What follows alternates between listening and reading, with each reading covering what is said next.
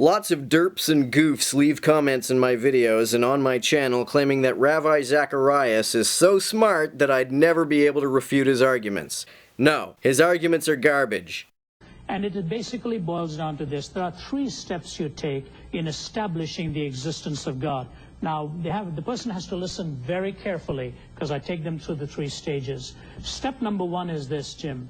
However you section physical reality, you take the physical universe as you see it, however you slice it down to its minutest form, the fact of the matter is you end up with a physical entity or quantity that does not have the reason for its existence in itself.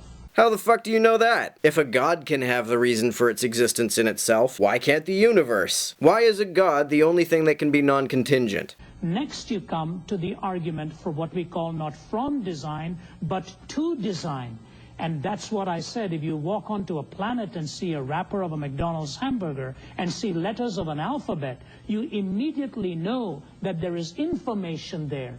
And logic tells you, Jim, as it tells everybody listening, where you see information, you assume that prior to that information is a mind. Bullshit. Information is just a non-random pattern. When I see sand dunes, I see information. The shapes of the sand dunes contain information about the direction and the strength of the wind that formed them. No mind is necessary for this process.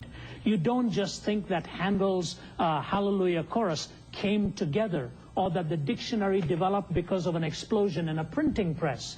Yes, but that's because I know that humans create these things. If I had never heard music before, or seen print, or even writing before, I would have no reason to infer that these things were not naturally occurring phenomena. There is sequence to the whole thing.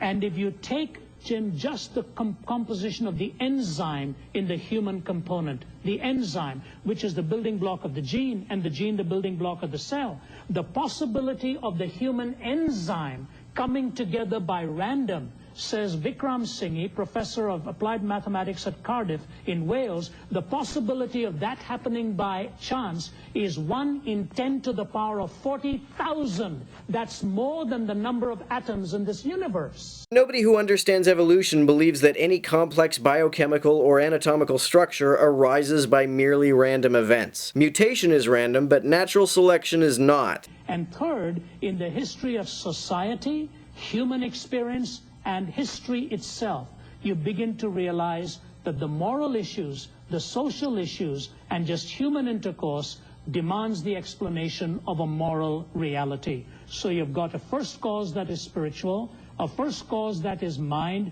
a first cause that needs to explain morality. You don't need a god to explain why human beings have the morality they do. Evolution and history explains morality just fine. It just doesn't justify it. However, the existence of a god wouldn't justify morality either, because there's no objective reason why we ought to obey a god.